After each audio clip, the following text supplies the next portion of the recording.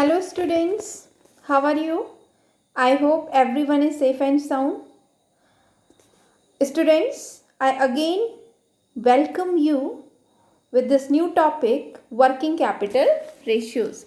Students, this working capital ratios is another analytical tool that is used to monitor the working capital of the firm, right?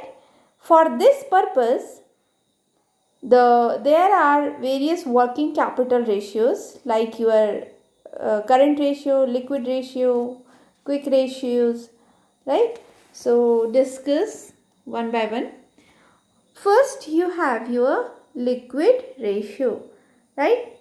Liquid ratios are further classified as your current ratio, acid test ratio or quick ratio, and cash position ratios. Next, you have your inventory turnover ratio, receivable turnover ratio, payable turnover ratio, and working capital ratios. These ratios or the calculation of these inventory turnover, receivable turnover, you already learned through your previous lectures, right? So in this, I will discuss. We discuss all the ratios, but not in detail about these ratios, right? So let's start. Next, we have your first one. We have your current ratio. Current ratio is the relationship between current assets and current liabilities, right? Which is also known as working capital ratio. And the formula for current ratio is your current assets divided by current liabilities. These are the current assets and these are your current liabilities. Current assets, cash in hand, cash at bank, sundry debtors, marketable securities, that is short term marketable securities, bill receivables or debtors, inventory of the stock, work in progress, finished goods and prepaid expenses. Current liabilities are your bills payable, sundry creditors, accrued or outstanding expenses. Next, short term loan and advances, dividend payable and bank overdraft. So these are your current assets and current liabilities. When you have to calculate the current ratio, first you add all these current assets and then current liabilities. Then your current ratio equals to current asset divided by current liabilities, right? Next, you have your quick ratio. Quick ratio is another liquid ratio, that means which convert into cash within a very short period of time without loss of value, right? So while calculating your quick ratio, that is equals to liquid assets divided by current liabilities, and this liquid assets equals to your current assets minus stock and minus stock plus prepaid expenses, right? Prepaid expenses.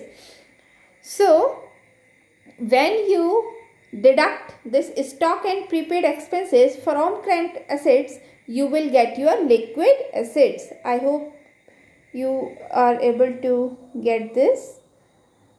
This is just right. Liquid assets equals to current assets minus stock or inventory plus prepaid, okay, prepaid expenses. So this is your liquid assets. Next, we have your cash position ratio, means absolute liquid ratio, which is only in the form of cash or about to convert it into cash. You are very near to cash. It includes your cash and bank balance plus short term securities divided by current liabilities. So cash ratio equals to cash plus bank balance plus short term marketable securities which are about to complete, okay? So this is your cash position ratio. Next, we have the calculation. This is very simple. This information is given in this balance sheet. First, you have to calculate the current ratio, that is equals to current assets minus current liabilities. So you add first current assets. Current assets are your bill receivable, sundry debtor, bank balance, short-term investment, prepaid expenses and stock. You add all these current assets, and current liabilities are your short-term loans, bills payable, sundry creditors, bank overdraft, outstanding expenses. When you add all these current assets, that is equals to 6 lakh 5,000 divided by 16 lakh 5,000, right? So you will get 1:6.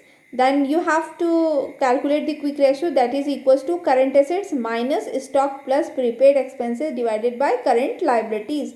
So when you subtract this prepaid expenses, when you subtract this prepaid expenses and your inventory, right, you will get your liquid assets.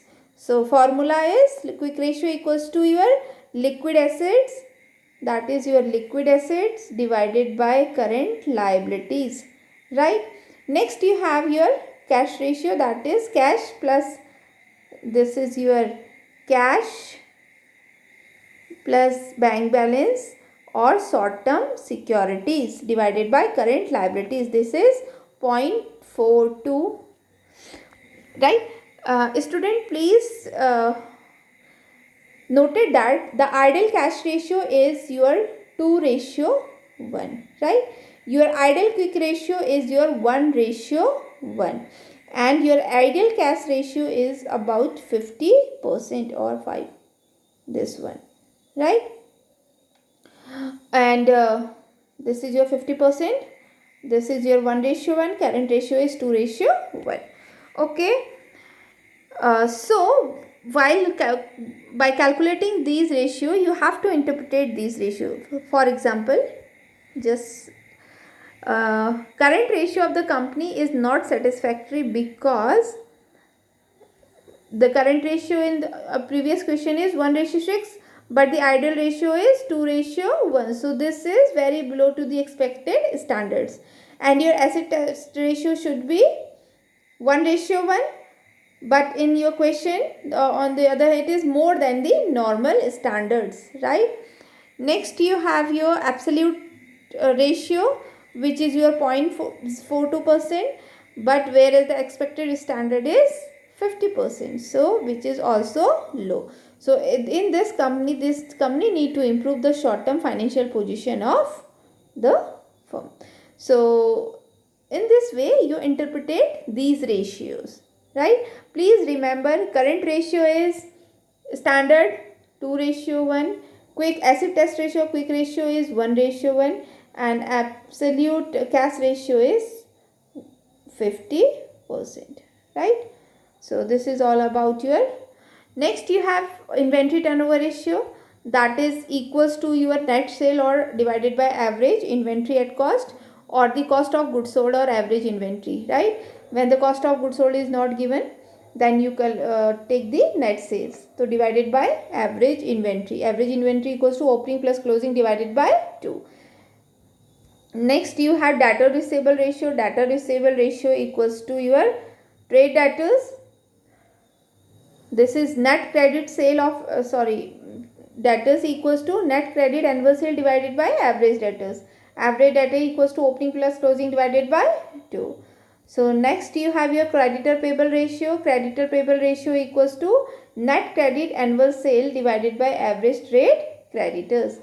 Next this is average payment period, that is equals to number of working day divided by credit turnover ratio. So this is all about your next you have your working capital ratios. Working capital ratio equals to your cost of sale divided by average working capital. So this is all about your working capital ratios. I hope you are able to understand the concept of working capital ratios, and with this topic the first unit is completed. So I think you all are able to understand what is working capital, what are its objective, needs, right? So thank you students. And how we calculate the working capital requirement of the firm, what is operating cycle, what is cash conversion cycle. So still, if you have not gone through this slide, this lectures, please see my uploaded lectures. Thank you students, thank you everyone for watching this videos and for your such a great response from your side. Thank you so much, and please keep watching my videos and stay safe, keep learning. Thank you.